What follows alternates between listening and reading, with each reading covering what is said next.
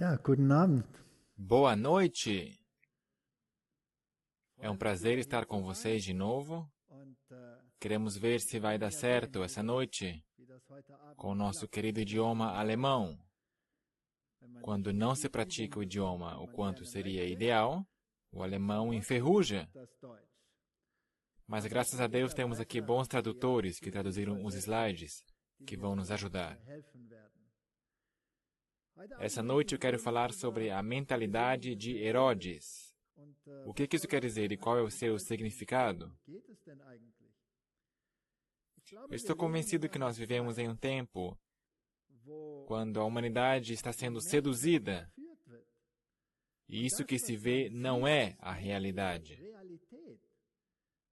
Mas há uma outra realidade, que a humanidade simplesmente não tem a permissão de ver e às vezes também não quer ver. Então, qual é o conteúdo dela? Ela trata da história, do presente e do futuro.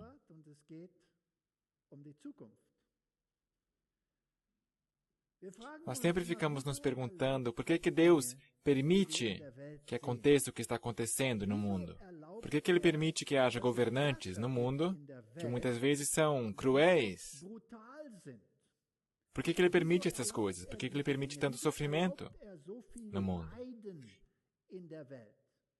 E por que Ele não posicionou as coisas de tal forma que Ele torne visível aqui o seu controle total? Sabemos que Ele não é um controlador, mas é que tem tantas coisas acontecendo nos bastidores, e é sobre isso que vamos falar essa noite, e vamos começar bem lá no início, para extrapolar essa história até ao tempo atual.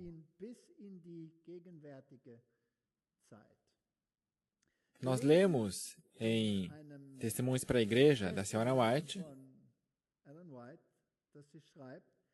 há um estudo de história que não é condenável. A história sagrada era um dos estudos das escolas dos profetas. No registro de seu trato com as nações, foram delineadas as pegadas de Jeová. Assim, hoje em dia, e esse é o ponto crucial aqui, cumpre-nos considerar seu trato com as nações da terra. Devemos ver na história o cumprimento da profecia, estudar as operações da providência nos grandes movimentos reformatórios e entender o afunilamento dos acontecimentos ao ver as nações mobilizando-se para o final combate do grande conflito.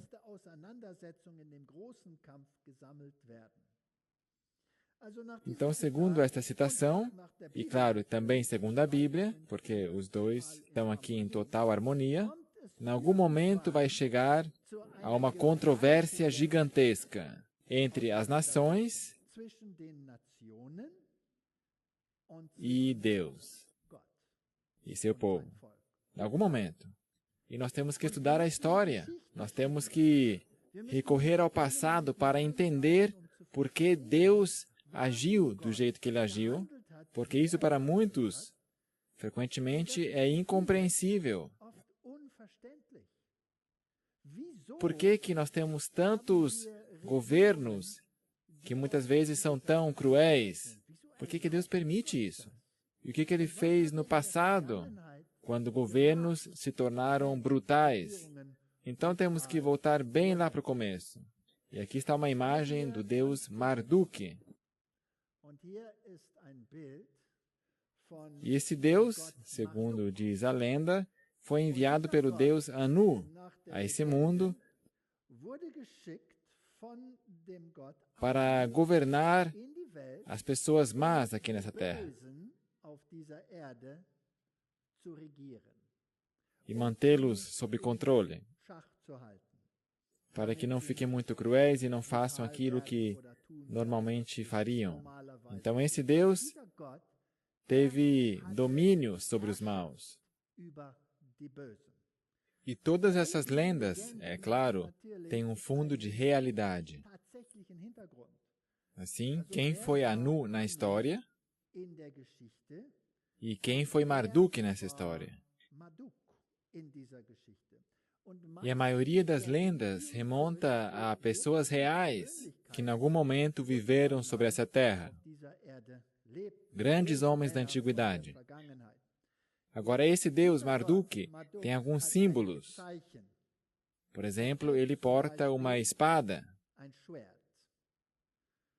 E a espada é símbolo de seu domínio, que ele domina e tem o poder de usar a espada para colocar ordem entre os povos.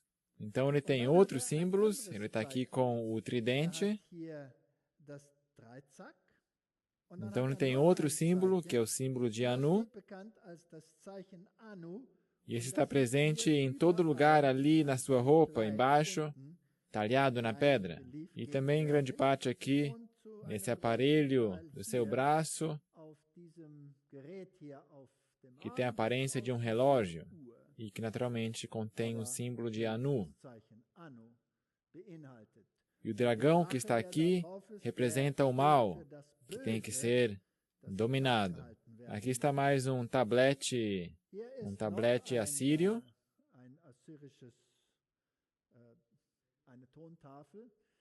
Nós vemos aqui o deus Shamash. Ele também tem aqui o disco solar, que consiste de duas cruzes, uma dentro da outra. E esse é o símbolo de Anu, em diferentes versões e formas. Esse é o símbolo do poder. Então, se você tem esse símbolo, isso mostra que você tem poder para reinar sobre outros.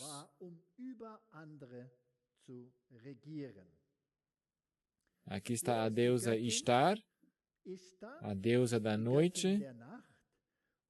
Ele também tem uma estrela, que é a estrela de Ishtar, e naturalmente os outros símbolos são a coruja vê a noite, a coruja é sábia. Assim, temos aí o domínio sobre a escuridão, sobre a maldade. E o leão também é proeminente em Ishtar. Esses símbolos são muitas vezes usados também hoje para esclarecer essas relações. Portanto, esse foi o símbolo de Anu. Agora, quando nós recorremos à história, então vemos que diferentes governantes exerceram esse poder e também compuseram códigos, onde os juízos e as leis desse mundo foram cristalizados, por assim dizer.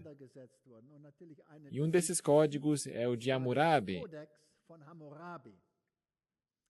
Se trata de uma coleção de leis muito bem conservada, que data mais ou menos de 1772 a.C.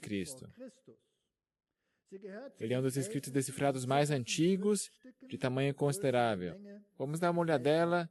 O que contém esse código? O que está presente aqui? É exercido domínio sobre o quê? Quem exerce domínio sobre quem? No caso aqui, o rei Hammurabi foi instituído pelo sexto rei babilônico, Hammurabi. Partes dele também estão talhadas em pedras do tamanho de uma pessoa e em vários tabletes de barro. O código é formado por 282 leis. Isso já é interessante, porque a lei de Deus consiste de quantos mandamentos? De 10. Aqui nós temos 282 leis, e se nós dermos uma olhada nas leis atuais, então estamos falando de N milhares de leis. Quanto mais o ser humano se desvia do ideal de Deus, tanto mais leis são necessárias para conter a humanidade. Aqui já tínhamos 282 leis, com diversos níveis de severidade. Olho por olho, dente por dente, respeitava o status social, ou seja, quem era escravo, quem era livre. Mais ou menos a metade do código é de natureza contratual. Por exemplo, qual seria o salário de um boiadeiro ou de um cirurgião? O salário já era definido nessa época. E hoje temos as mesmas leis, só que em outra forma. Outras leis regulavam a pena para o construtor de uma casa que caiu, ou para a destruição de propriedades sob cuidados alheios, e assim por diante. Um terço do código se refere a domicílio e relações familiares, e se nós refletirmos bem no contexto atual, então nós vemos que essa é a base para todo o sistema de leis em todo o mundo. Por exemplo, questões de herança, divórcio, paternidade e comportamento sexual. Não temos as mesmas leis hoje também? Eu penso que sim. Aparentemente, uma única lei se refere a um funcionário público. Um juiz que toma uma decisão errada tem que pagar uma multa e ser removido permanentemente de seu ofício. Isso, naturalmente, hoje acontece raramente. Meia dúzia de instruções giravam em torno de questões do serviço militar. Então, todo o sistema social é submetido à lei aqui, no que se refere a salário, no que se refere a relações, comportamento sexual, para pessoas livres, para escravos, para todo o sistema, como o serviço militar tem que funcionar. Tudo está prescrito nessas leis. Então, lemos aqui na descrição, Anu e Bel me chamaram pelo nome. Hammurabi, o príncipe exaltado que temia a Marduk, o Deus protetor de Babilônia, para legislar o país. Aqui, portanto, nós temos um código de um rei temporal que tem o poder de governar sobre pessoas e povos, segundo as suas leis bem entendem.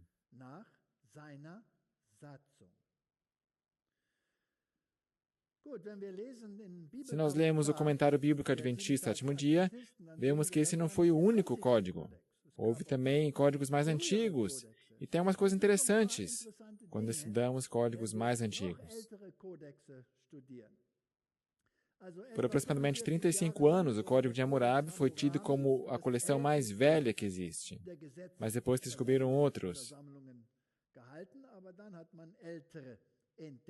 O Código Lipit Ishtar foi encontrado em Nippur e publicado em 1948, e assim por diante. Mas se nós estudamos esse, ele claramente é o precursor para o Código de Hammurabi.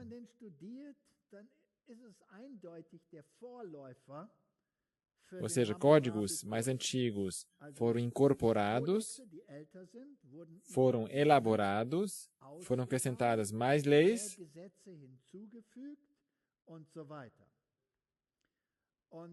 depois temos outros códigos. Um foi encontrado perto de Bagdá, o código do rei Bilalama de Exuna, que reinou mais ou menos 300 anos antes de Hammurabi. E esse, por sua vez, claramente é o precursor das leis de Lipit e Ishtar, e esse precursor do Código de Hammurabi. E em 1954 foi descoberto um código mais antigo ainda, o de Ur-Nammu, que contém leis muito mais humanas que qualquer outro conhecido até então. Em outras palavras, quanto mais nós retrocedemos na história, tanto mais humanos se tornam os códigos e mais se parecem com as leis de Deus. E quanto mais nos afastamos da origem, tanto mais leis nós temos e tanto mais desumanas, crassas, se tornam essas leis. Assim, misericórdia, justiça, esses valores vão desaparecendo no transcurso da história. Agora vamos recorrer mais à Bíblia e à história para ver como que esses reinos se formaram. Isaías 14:13. E tu dizias no teu coração, eu subirei ao céu, acima das estrelas de Deus exaltarei o meu trono. E no monte da congregação me assentarei aos lados do norte. Agora, os extremos do norte, ali é o lugar do trono de Deus. E aqui temos um ser que tem o atrevimento de reclamar esse trono de Deus para si.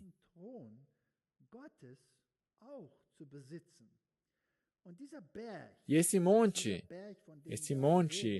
que é citado aqui, não é um monte físico, mas um monte simbólico. Har também significa reino. Também significa uma montanha, um reino de Deus. Ou uma congregação, e a palavra congregação, um lugar onde ele quer se estabelecer. O dicionário aqui nos diz que é um compromisso com hora e duração marcada, geralmente 1 ano. Reunião também significa ponto de encontro, lugar de encontro. Também pode significar sinal ou sinagoga.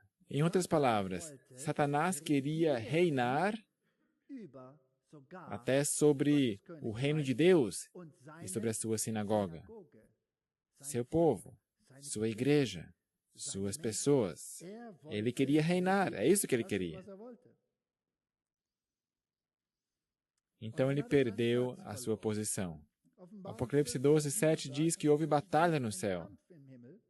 Miguel e seus anjos batalhavam contra o dragão, e batalhavam o dragão e seus anjos. Então a Bíblia diz que Satanás e seus anjos foram expulsos lá do céu. Então ele conseguiu, como nós todos sabemos, arrancar o reino que Deus confiara a Adão.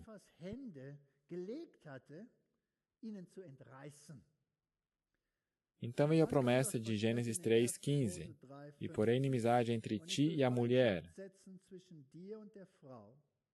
entre a tua semente e a sua semente. Esta te ferirá a cabeça, e tu lhe ferirás o calcanhar. Aqui temos uma inimizade entre aqueles que seguem a Deus e aqueles que não o seguem. E no final das contas, essa luta entre a mulher e a serpente é uma luta entre Cristo e Satanás. Essa é a primeira promessa do Evangelho e do Messias. Tiago 4:4, adúlteros e adúlteras, não sabeis vós que a amizade do mundo é inimizade contra Deus?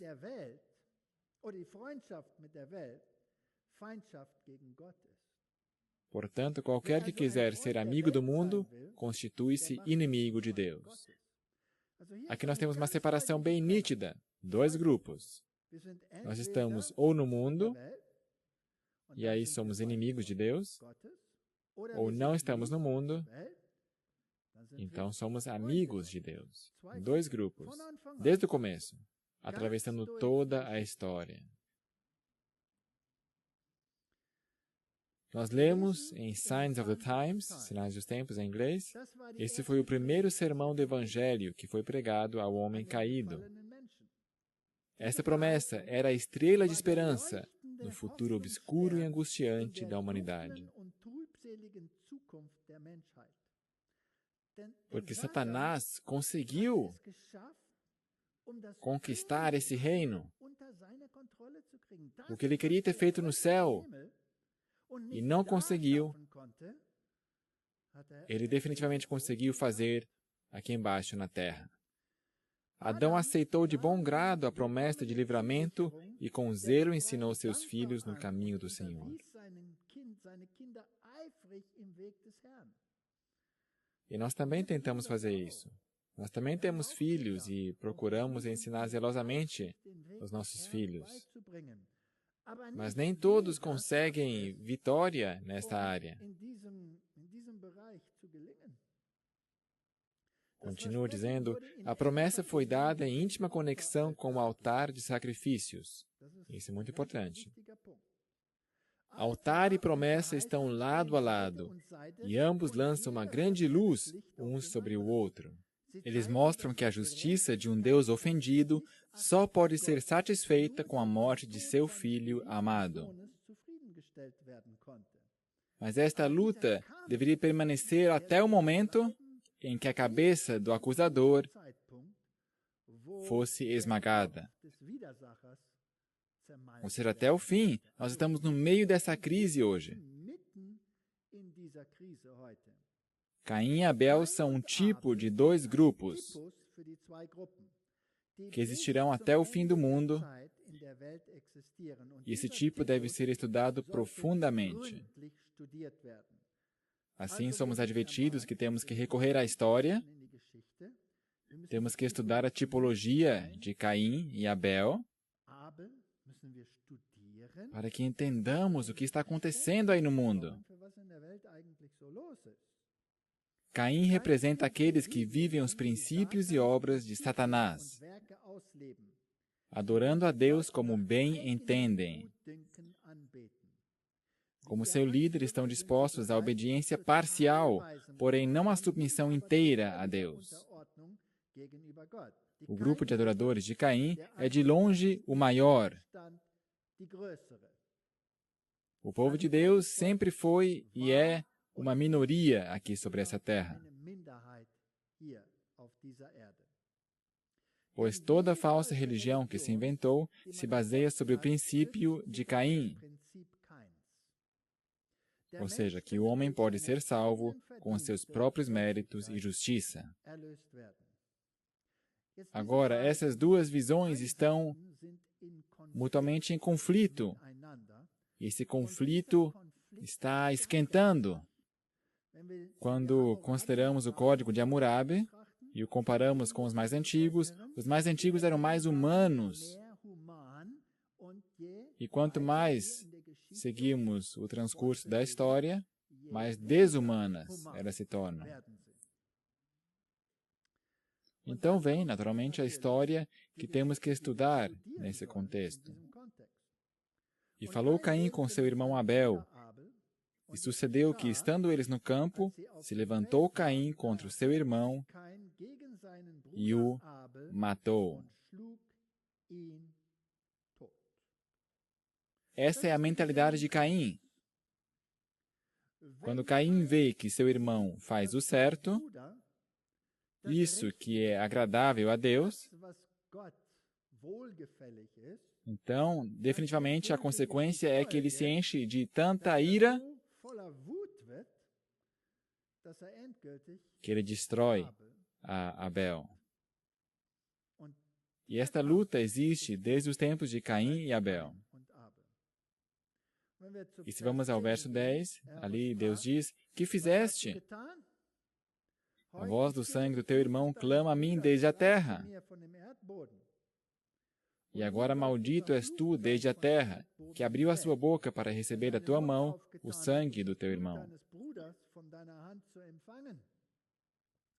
Quando lavrares a terra, não te dará mais a sua força. Fugitivo e vagabundo serás na terra. Deus não destruiu. Deus não destruiu, só o retirou da sua presença. Então disse Caim ao Senhor, é maior o meu castigo que o que possa ser suportado. Qual foi esse castigo que era grande demais? Será que era o castigo que ele deveria morar em outro lugar, longe daqueles que serviam a Deus? Não, a separação era grande. E foi absoluta. Caim continuou dizendo, eis que hoje me lanças da face da terra, e da tua face me esconderei, e serei fugitivo e vagabundo na terra. E será que todo aquele que me achar me matará?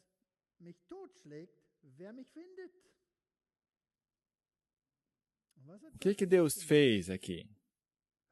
Será que Deus falou para ele, você merece? É justo, você acabou de matar seu irmão.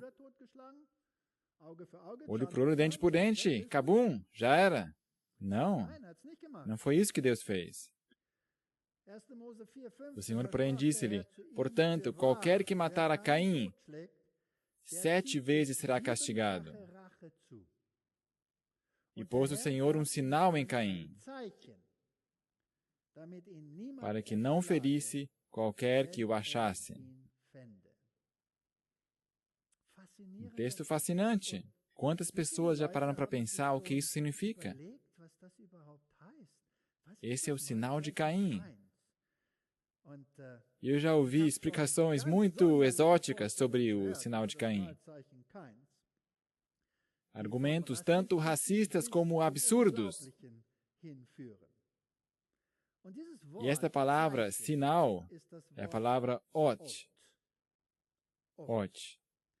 Pode significar insígnia, bandeira, milagre, símbolo. É exatamente a mesma palavra que é usada quando Deus fala acerca de seu sábado. Êxodo 31, verso 13. Tu, pois, fala aos filhos de Israel, dizendo, certamente guardareis os meus sábados, porque isso é um sinal, um ot, a mesma palavra, entre mim e vós nas vossas gerações, para que saibais que eu sou o Senhor, que vos santifica. Portanto, aqui temos exatamente a mesma palavra, e Deus o utiliza como seu sinal, sua autoridade. Porque a sua autoridade vem do fato de ele ser o Criador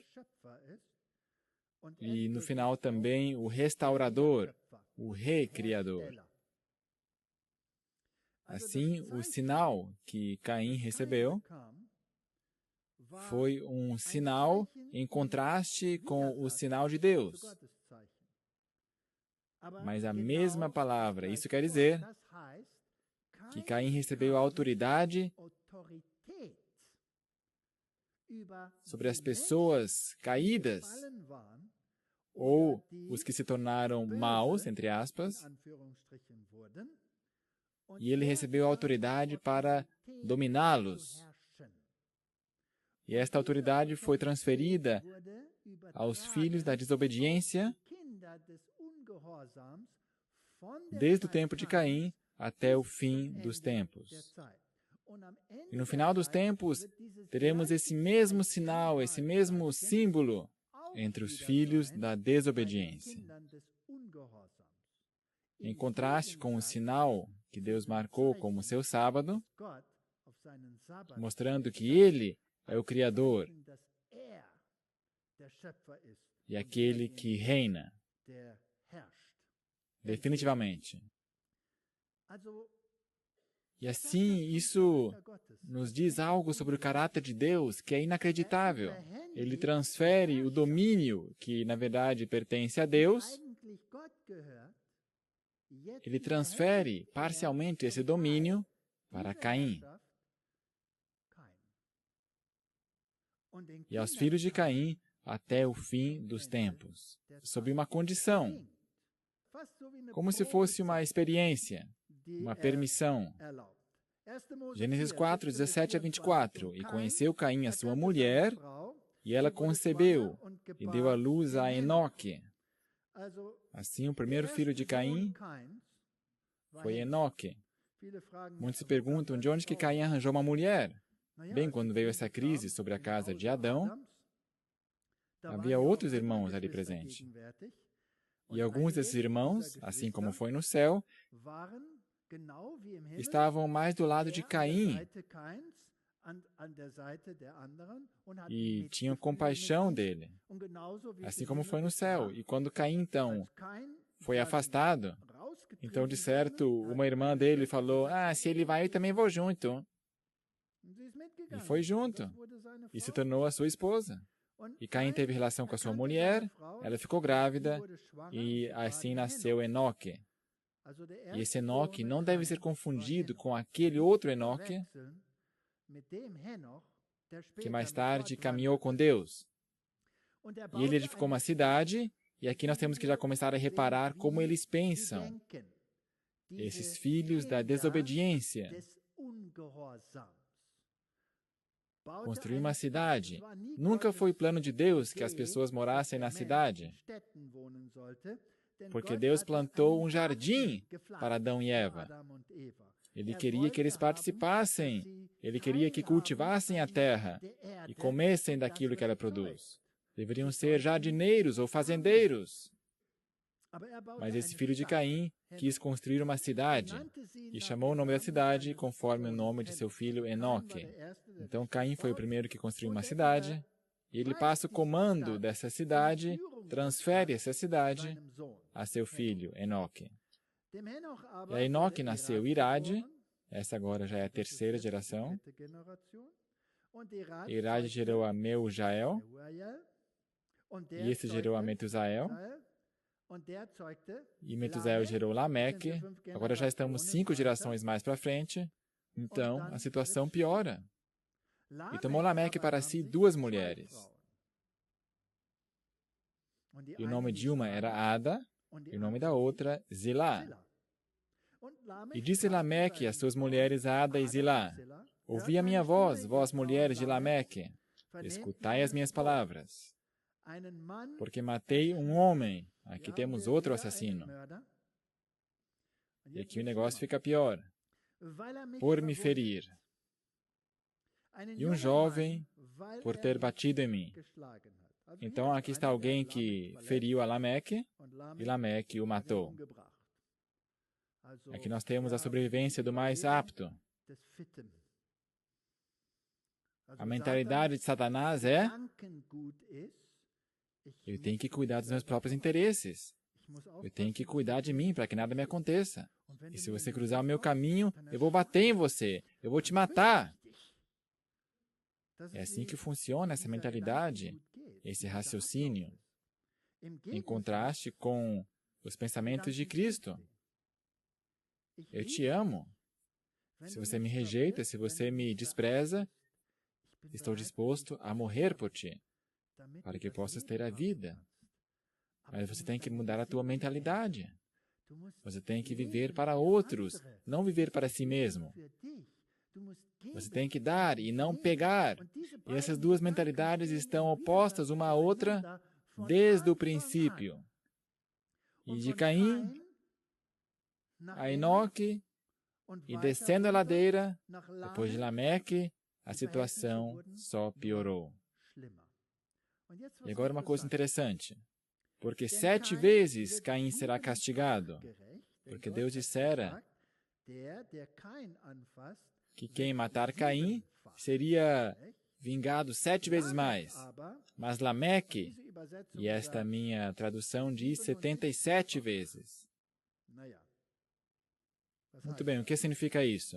Porque aqui isso vem da Bíblia de Genebra, mas Lameque 70 vezes 7.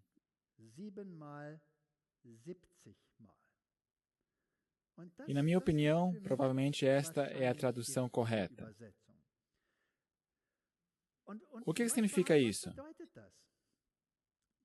Em simples palavras, em um juízo, quando Caim considerar alguém culpado de que alguém agiu contra ele, ele poderia castigar 7 vezes mais que o problema que ele originalmente causou a Caim. Mas Lameque diz 70 vezes 7. E esse número aparece em outro lugar na Bíblia também. E aqui nós temos um momento em Israel que também tem o mesmo conteúdo. E Jesus usa o mesmo número em outro lugar, em se tratando do perdão. Quantas vezes temos que perdoar? 70 vezes 7. Ou seja, então 490 vezes, e aí você pode parar de perdoar? Não. Não é isso que quer dizer. Se nós analisamos o texto em que o tempo de graça para Israel terminou, no final das 70 semanas, ou seja, no final dos 70 vezes 7, então quer dizer, você tem que perdoar até que termine o tempo da graça, que Deus determina e não eu. Em outras palavras, eu tenho que perdoar constantemente. Mas Lameque nunca perdoa. Porque se Caim é vingado 7 vezes, Lameque 70 vezes 7. Até o fim, eu não vou dar perdão completo àqueles que agem contra as minhas leis. Esse, portanto, é um sistema de leis bem duro e mostra uma indisposição de perdoar pessoas para lhes dar uma nova chance. É um domínio radical sobre as pessoas. Agora eu vou voltar a falar sobre maçonaria e alguns dirão, lá vai ele. Mas esse é um tema fascinante. E eu quero aqui citar a mais alta autoridade nesse assunto, que é Morais e Dogma, de Albert Pike, que é, digamos, a Bíblia da maçonaria. E aqui, Albert Pike escreve, na página 210, Enoque, seu nome em hebraico significa iniciado ou iniciador. A lenda das colunas de granito e cobre, ou bronze, que ele teria erigido, deve ter significado simbólico. A de bronze, que sobreviveu ao dilúvio, isso, claro, é bobagem, mas deixa para lá, deve simbolizar os mistérios, cujo herdeiro legítimo é a maçonaria. Desde os tempos remotos, a guardiã e zeladora das grandes verdades filosóficas e religiosas, que em grande medida são desconhecidas ao mundo e que foi repassada de era em era, através de uma corrente ininterrupta de tradições, ilustrada em símbolos, emblemas e alegorias. Fascinante. Portanto, Morais e Dogma diz que a fonte, que a origem da maçonaria deve ser encontrada em Enoque. Muito bem, qual Enoque? O Enoque que caminhou com Deus? Ou o Enoque, filho de Caim? É uma pergunta importante. Porque se for o Enoque que caminhou com Deus, então, ótimo, estamos em um bom caminho. Porque nós também queremos caminhar com Deus. Mas se for o outro Enoque, então temos um problema. Agora, qual Enoque que é? A origem dessa corrente de pensamentos. Muito bem, aqui está o texto. Fala sobre o bom Enoque, o filho de Jared, que foi um descendente de Adão da linhagem de Sete, a 7ª geração depois de Adão. Então, se nós estudamos a genealogia, utilizando aqui o programa de James Ussher, que inclusive foi usado em parte por Ellen White, então vemos que Enoque nasceu no ano 3382 AC, ou seja, 3382 a.C.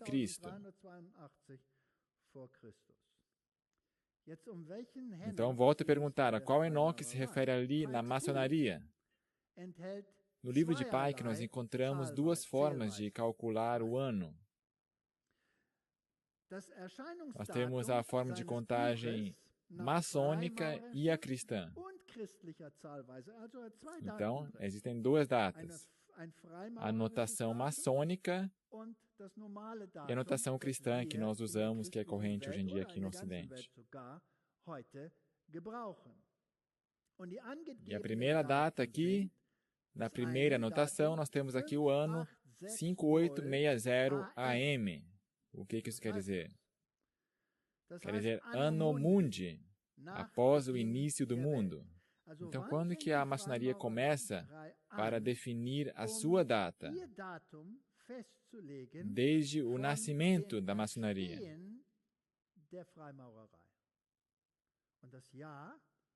O ano é 5860 Anno Mundi. É interessante que nós temos também a data normal quando o livro foi publicado, e ele apareceu em 1871, Anno Domini, após o nascimento de Cristo, ou seja, depois de Cristo. Esse é o ano da publicação do livro Morais e Dogma. Então, como nós temos essas duas datas, nós podemos calcular quando que é o início da maçonaria por suas próprias fontes.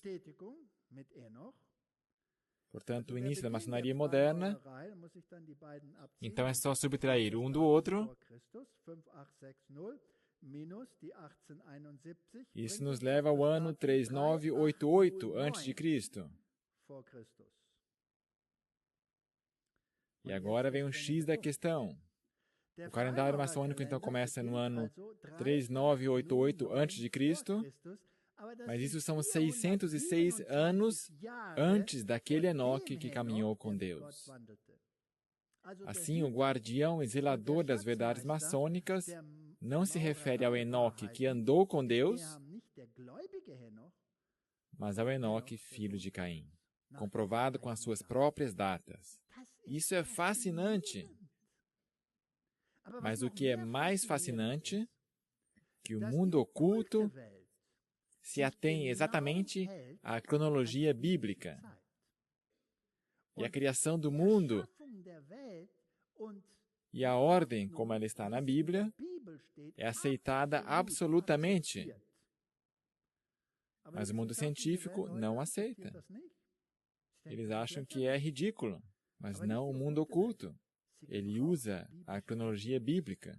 Então, Satanás sabe exatamente há quanto tempo que esse mundo já existe. Então, vemos que a maçonaria tem o seu início com Enoque, filho de Caim. Secret Doctrine, Doutrina Secreta, de Blavatsky. Ela escreve: uma vez tendo em mãos as chaves do primeiro livro de Moisés, ele é o cabala científico e simbólico para a decifragem do segredo. A grande serpente do jardim do Éden e Deus, o Senhor, são idênticos. Assim como Jeová e Caim são um. O mesmo Caim que na teologia é mencionado como assassino e mentiroso para com Deus. Jeová tenta o rei de Israel a fazer o censo do povo, e Satanás o tenta em outro lugar a fazer o mesmo. Jeová se torna cobra de fogo para picar os que não lhe agradam, e Jeová ordena que se erija a cobra de bronze que os cura. Essas expressões curtas e aparentemente contraditórias do Antigo Testamento, contraditórias porque os dois poderes são analisados separadamente em vez de duas faces da mesma coisa, constituem o ensino secreto. Muito bem? Então, segundo Blavatsky, Jeová e Caim são um. A cobra e Jeová, uma e a mesma coisa. Então, o bom se torna mal, o mal se torna bom, e quando os mesclamos, temos uma espécie de yin-yang, e temos o bom e o mal em um só ser. Mais uma citação do livro The Secret Doctrine, o nome Satã, do hebraico acusador, do verbo shatana, resistir, perseguir, é propriedade legítima do primeiro e mais cruel acusador de todos os outros deuses, Jeová. Não a cobra, que só pronunciou palavras ternas e sábias. Que no pior dos casos, mesmo no dogma, é o acusador do homem.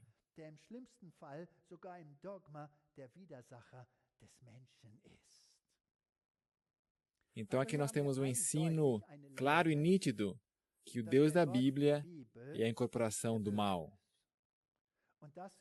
Isso não pode ser os filhos de Deus que afirmam isso, mas esses são os filhos da maldade, da apostasia. Esses são os descendentes de Caim, que veem a Deus como acusador, que viram o Evangelho de ponta cabeça. Por isso, Jeová é chamado de Criador, unidade com Ophiomorphos, o que se aparenta com a cobra.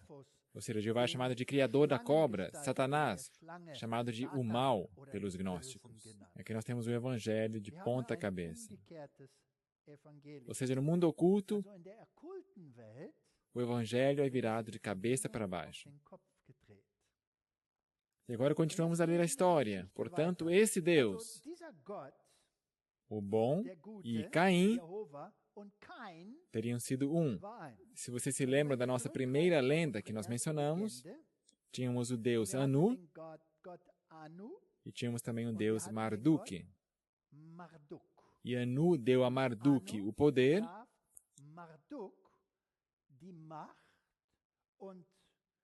e deu à sua mão também o direito, e deu-lhe também um sinal que ele tem o poder para reinar, como ele bem entendesse sobre os filhos da maldade. Então, quem é representado por Anu nessa história? E quem é representado por Marduk? Provavelmente, Anu era Caim e Marduk, Enoque. E foram esses que começaram o sistema, com a aprovação de Deus. Porque Deus tinha dito a Caim, Caim, você pode reinar. E quem te atacar, você pode retribuir-lhe 7 vezes. Ou seja, ele tinha o poder, aqueles que são contra ele, para prender e para castigá-los 7 vezes. E se nós avançarmos na história, chegamos a Lameque, aí chegamos a um sistema que já se separou completamente de Deus. Ele tinha mais de uma mulher. Ele também era um assassino, e a sua justiça não era como no princípio, mas já não existia mais perdão. E aconteceu que, como os homens começaram a multiplicar-se sobre a face da terra, e lhes nasceram filhas, viram os filhos de Deus que as filhas dos homens eram formosas, e tomaram para si mulheres de todas as que escolheram. Então disse o Senhor, não contenderá o meu espírito para sempre com o homem, porque ele também é carne, porém os seus dias serão 120 anos.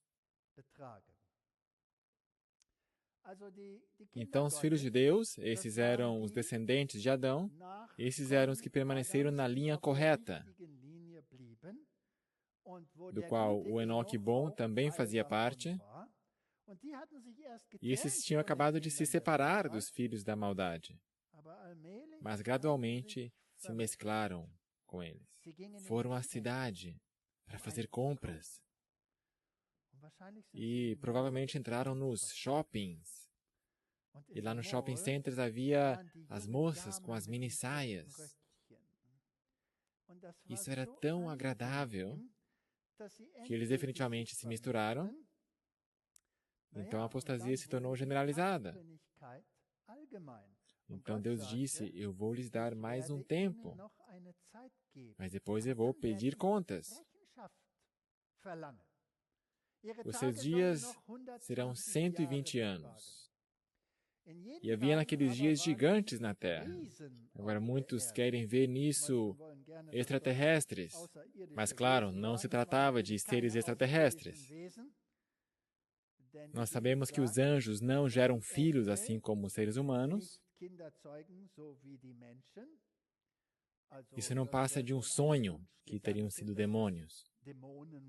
Não, esses gigantes, Nefilim, significa os dissidentes, ou seja, aqueles que se rebelaram contra Deus, ou seja, eram homens poderosos que se posicionaram contra Deus. Havia naqueles dias gigantes na terra, e também depois, quando os filhos de Deus entraram às filhas dos homens e delas geraram filhos. Estes eram os valentes que houve na antiguidade, os homens de fama. Aqui temos os gigantes, desde o começo Caim, depois seu filho Enoque, aí Lameque e os grandes heróis do tempo antediluviano. E viu o Senhor que a maldade do homem se multiplicara sobre a terra, e que toda a imaginação dos pensamentos de seu coração era só má continuamente. Então arrependeu-se o Senhor de haver feito o homem sobre a terra, e pesou-lhe em seu coração. Então Deus tinha erigido uma fronteira. Até que ponto a maldade poderia se difundir? Havia um limite. Esse limite não poderia ser ultrapassado. Bem, aí vem o dilúvio, Deus destrói a terra e só resta essa família. Noé, sua família, seus 3 filhos e suas 3 noras fazem um reinício sobre essa terra. Agora, o que dizer da maçonaria e a sua doutrina secreta, que foi transferida do tempo de Caim e seu filho? O que acontece com ela? Depois do dilúvio, a apostasia e os princípios de Caim são retomados pela linhagem de Cã ou Cão. E segundo a enciclopédia maçônica The Legend of the Craft in the Old Constitutions, Nimrod é o fundador principal da maçonaria. Então, não muito tempo depois do dilúvio, a mesma coisa continua e Nimrod se torna o novo porta-luz que dá continuidade ao antigo. Agora, como isso veio acontecer, a Bíblia não diz. A Bíblia só diz que Cão ou Cã não tinha um bom caráter. Ele tinha sérios problemas. E os seus descendentes, via de regra, eram piores que os outros. Canaã foi o pior. E dele também procederam as outras gerações dos cananeus, e definitivamente também Sodoma e Gomorra, e tudo que de alguma forma se relaciona com isso. Então essa linhagem rapidamente se corrompeu. E provavelmente é possível que Cã, antes do dilúvio, não era inteiramente irrepreensível. Ele provavelmente tinha alguns amigos do outro lado, e quem pode dizer como ele e a sua mulher se comportavam antes do dilúvio? Eles tinham conhecimento dessas coisas, e essa maldade não foi enterrada com o dilúvio, mas simplesmente continuada. Agora, o historiador Flávio Joséfo escreve sobre Nimrod. Nimrod foi o que os incentivou a esta provocação e desprezo a Deus. Um dos piores filhos de Noé, ou seja, um neto de Noé, um homem atrevido e excepcionalmente forte. Ele convenceu as pessoas a não atribuir as suas alegrias a Deus, como se fosse Ele que se preocupasse por sua felicidade, mas crer que era sua própria coragem que os tornava felizes. Ele fez do governo cada vez mais uma tirania, porque ele cria que o homem só poderia ser afastado do temor de Deus quando o homem em tudo fosse dependente do poder dele, ou seja, de Nimrod. Ele também disse que iria se vingar de Deus, caso ele outra vez tivesse a ideia de afogar o mundo. Porque ele, Nimrod, queria construir uma torre que fosse tão alta como as águas. Ele iria se vingar com Deus pela aniquilação de seus pais. Aqui, portanto, temos outra pessoa que estava alinhado com Caim, tinha a mesma mentalidade. Ele foi um rebelde, ele foi um acusador, um rebelde contra Deus, e ele governou sobre as pessoas, sobre os filhos da maldade. Agora, outra vez, a maçonaria diz de si mesma que remonta a Nimrod, após o dilúvio. E aqui temos um livro maçônico dizendo que a Torre de Babel foi um projeto maçônico. Eu leio aqui, no que se refere à maçonaria, Babel naturalmente era um empreendimento maçônico. Ele é bem claro sobre isso. É disso que se trata. Yarker escreve, é conhecimento público que a Torre de Babel foi uma das tradições mais antigas da maçonaria. Então, outra vez, temos as provas de seus próprios escritos que a maçonaria não tem relação com os filhos de Deus, mas muito mais com os filhos da desobediência. Então, aqui temos Enoque, filho de Caim, e aqui Nimrod, um dos primeiros descendentes de Cã.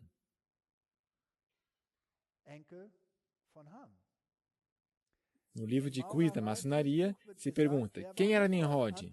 A resposta, ele era filho de Cuxi. No livro Alte Pflichten, ele é mencionado como cofundador da maçonaria. Então, outra rebeldia contra Deus. E nos escritos, como o construtor de muitas cidades. Agora, Caim erigiu uma cidade e a dedicou a seu filho Enoque. Aqui agora temos outro, que é construtor de cidades, que vai contra a mentalidade de Deus. No York Manuscript está escrito, na construção da Torre de Babel, a maçonaria pela primeira vez recebeu grande valorização.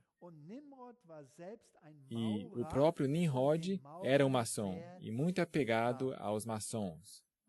Aqui outra vez temos esta ideia. Agora, se nós continuamos pesquisando na história, quem são aqueles que reinam com a permissão de Deus? E podem mesmo, com a permissão de Deus, castigar 7 vezes. Apesar de eles, claro, ultrapassarem esse limite e serem muito mais violentos. E por quanto tempo Deus permite que eles reinem e por que Ele o permite? Porque há muitas pessoas que se perguntam, por que Deus permite essas coisas? Deus separou os 2 grupos, os filhos de Deus e os filhos da maldade. E a maioria deles pertence ao grupo da linhagem de Caim,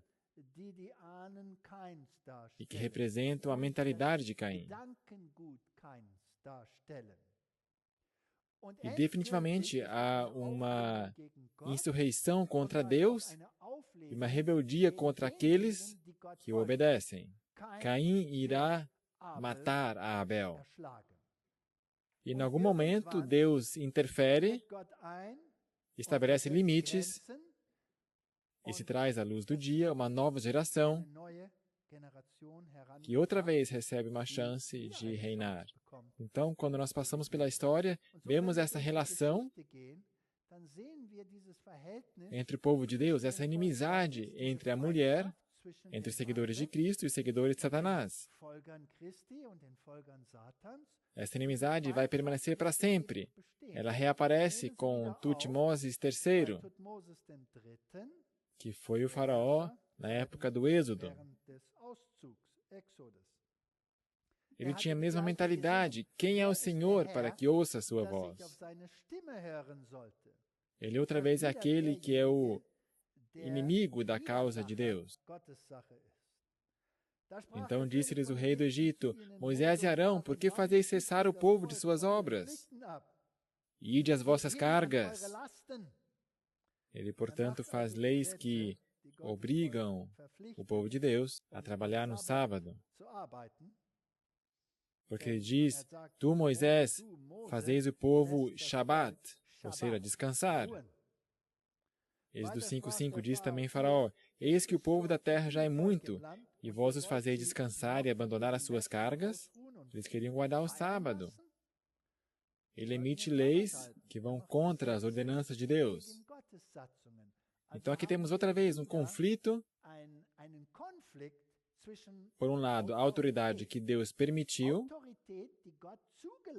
que houvesse entre os filhos da maldade, para que eles caíssem em si, para lhes dar tempo de arrependimento, para que se convertessem, porque Deus tem um coração grande. Mas vez após vez chegava ao ponto onde o resultado era esse conflito. E nós conhecemos a história, o que acabou acontecendo com os egípcios. Eles receberam as pragas e o faraó foi destruído. Agora, se nós contemplamos o próximo na geração, quem foi o próximo opositor que veio a se levantar contra Israel, o povo de Deus? Foram os assírios. Agora nós lemos a história desse povo. Um nojento relato assírio de tortura e morte. É assim que dizem os livros de história. A história da nação assíria, que nos foi preservada por inscrições e imagens, se constitui quase que exclusivamente de cruzadas e batalhas. Ela é tão sanguínea e revoltante quanto se possa imaginar. A Síria surgiu no século XIV a.C. como estado territorial. Sua área se estendia sobre a parte norte do atual Iraque. A primeira capital da Síria foi Assur, na costa leste do Tigre, aproximadamente 250 quilômetros ao norte da Bagdá atual. E aqui nós temos um baixo relevo assírio, onde vemos como pessoas são torturadas. A crueldade de homens para com homens se vê quando esses povos recebem poder absoluto. A cidade recebeu o nome da divindade assíria Assur, do qual se derivou o nome Assíria. Desde o começo, a Síria provou ser um poder militar forte e ambicioso. Esses todos são pontos importantes, porque nós temos a incumbência de estudar a história para decifrar o que está acontecendo hoje. Portanto, eles eram fortes, eles eram ambiciosos, eles eram militares. Países e povos que se opunham ao domínio assírio eram castigados com a destruição de suas cidades, campos e pomares. Nós vemos isso hoje, que povos são castigados, que nações são destruídas, que são bombardeadas, que são simplesmente apagadas. No século IX a.C., a Assíria cimentou seu domínio sobre a Mesopotâmia setentrional, ou seja, do norte. Foi quando os exércitos assírios saíram de seu território para expandir o seu reino e, com o despojo que ganhariam, financiar mais conquistas e poderiam. A meados do século IX, a Síria já se tornou uma ameaça direta para os estados sírio-palestinos a oeste, entre eles Israel e Judá. Então, vez após vez, chegamos a esse ponto. Assumir o poder, dominar, cada vez mais radical, cada vez mais brutal, e, finalmente, um conflito com o povo de Deus. É isso que nos ensina a história. E Deus permite isso. E aqui nós temos os decapitadores assírios. Aqui temos cabeças assírias. Aqui eles estão sobre as lanças. Em um baixo relevo, cabeças amontoadas, da época de Assurbanipal. E aqui no próximo slide, sobre madeiras. 2 soldados assírios erigem um poste com um homem nu suspenso, entre outros 2. Ou seja, eram terrivelmente cruéis, terríveis. Eles cortaram a pele dos seus inimigos e arrancaram a pele do corpo inteiro para causar dores terríveis. Eram brutais, torturadores. E quando eles finalmente, como é que se diz? Ultrapassaram os limites. Deus disse, basta, acabou. Então o reino assírio caiu e a próxima geração, os babilônios, que ficaram com a bola. Agora, se nós avançarmos na linha do tempo para os romanos, nós vemos de novo a mesma coisa. Em cada nação, vemos o mesmo transcurso. Os romanos começaram a expandir ao eles incorporarem outras nações. Eles reinaram, tinham leis relativamente justas, e assim por diante. Lei romana, até o dia de hoje, ainda é considerado o padrão, a norma. Mas, finalmente, chegaram a pisar nas mesmas pisadas que os assírios. Se tornaram cada vez mais e mais brutais. Quanto mais dominavam, maior se tornava o poderio de sua lei, e finalmente chegaram a um confronto direto, outra vez, com o povo de Deus. Eles também recorreram à brutalidade, à tortura. E aqui nós vemos isso naturalmente no Coliseu, onde eles se divertiam com os cristãos, e onde os animais avançavam sobre eles e os rasgavam em pedaços. E naturalmente o grande conflito com o próprio Cristo.